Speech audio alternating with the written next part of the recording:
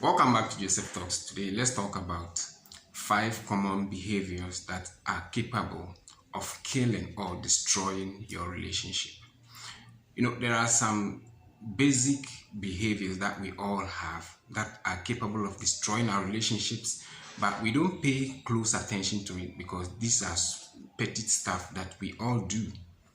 So, if you have an outspoken partner, they can draw your attention to it. But if you have someone who doesn't open up to some of these things, it will continue and eventually crash the relationship. So these are 5 common behaviors that I'm going to share with you that will probably change your behavior towards your partner so that you can avoid some of these glitches in your relationship. So before I continue, do not forget to subscribe to my channel, like this video, and leave your comment down below at the comment section so that we get to interact and have fun as well. So without much ado, let's get straight to the point. So point number 1 is disrespecting your partner's privacy. In as much as you are couples or you are in a relationship, you are still individuals. So there are times that you have to give your partner space to do certain things by themselves. It is not all the time that you demand to go out with your partner or go through their phones, do everything. Wherever they go, you are there. It is good, it is romantic to be with your partner, to get to know what your partner is doing. But if you take it to the extreme of going through their phones without their consent, or trying to go out with them or track every every movement of theirs, so they are going to feel suffocated and start losing interest in the relationship, and this can crash the relationship in the end. So you have to give them space, give them breathing space to do some of the things they will have to do for themselves, because you are individuals. That you are married, that doesn't mean you have to do everything together. There are certain things you have to do individually. So that is point number 1. So point number 2 is angrily reacting to criticisms. As human beings, at times we criticize, mild criticisms.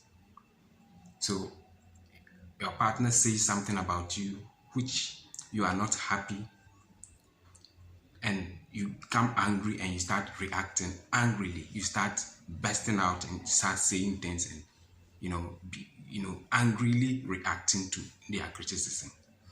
So this is one thing that will turn them off. Even if they see that something is not going on well with you, they wouldn't say it. They wouldn't say it, because if they say it, you are going to burst into anger, and then you are going to start misbehaving and talking anyhow to them. So they'll keep it to themselves. But instead, your partner says something about you, think about it and communicate with them so that you get to understand or know how they want you to do it, because you are two. So you get to know how to do certain things to suit each other very, very well. So point number 3 is bringing yourself down all the time.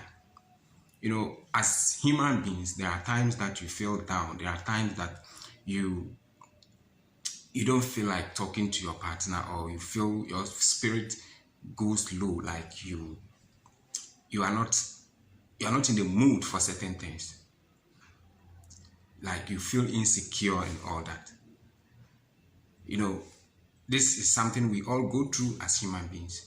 But if you make it a habit that all the time you feel down, you are not excited, you are not cheerful, all the time you are moody, just because of certain things, just because of some past events, then eventually you are going to push your partner away, because you are not giving them that excitement, you are not giving them that that space to get to have that interaction with you.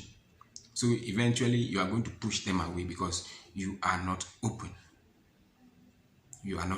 So you have to, take that, take this advice. You have to be cheerful to your partner. You don't have to always bring yourself down all the time, being moody, mood swings, and all that. Else, you're going to push them away. So, point number 4 is giving ultimatums. Sometimes giving ultimatums is the last, or should I say, the only resort to solving a problem in a relationship, but not all the time. Now, if you always try to give ultimatums to whatever your partner is doing, give them ultimatums to anything, like everything they do, you have to give them ultimatums.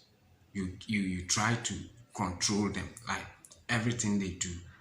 Don't go here, don't do this, don't do that. If you do this, I'm going to do this. If you do that, I'm going to do this. Trying to control their movement and everything. You might think that you are on top, like you are strong in the relationship, or you are the stronger one, the stronger side in the relationship. Fine. And the other side can be submissive, but it is killing the relationship and it is going to burn it out eventually. So always communicate with your partner instead of trying to give ultimatums, because nobody wants to be given a deadline, especially not in a relationship. So don't give ultimatums in relationships. Instead, have a communication. Have a communication with them, and I think this will make the both of you happy in the relationship. Last but not the least is giving silent treatment. Sometimes you can, having a heated argument with your partner, the best thing to do is to walk away, go find yourself a silent place to sit down and then clear your mind. This is the best thing to do. It's the best thing to do when you have arguments with your partner. But if you make it perennial, like you continue silent treatment towards your partner because you have fights the other day, you had a fight the other day, then you are going to push them away because you are not giving them that chance to express themselves, to apologize, to have that communication with you, to settle it down. I know we men, sometimes we think that is the only way to punish our partners, but it is not the right thing to do. It is not the right thing to do. Give the person the chance to talk to you so that you talk things out. But if you are giving them this silent treatment, thinking that this is what will scare them so that they won't do it, no, that's not how it is done. That's not how it is done. Have a communication with your partner so that you get to know, or you get to settle everything and move on. But silent treatment wouldn't solve any problem. Silent treatment has never solved a problem in a relationship and would never solve a problem in any relationship, not even yours. So always have a genuine communication so that you get to understand your partner and move on happily.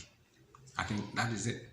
So if you find any of these behaviors in yourself, or I entreat you to change it and then start implementing some of the things I shared so that you have a successful relationship and a happy one at that, so that love will continue to reign in your homes and your relationships anywhere you find yourself and anytime.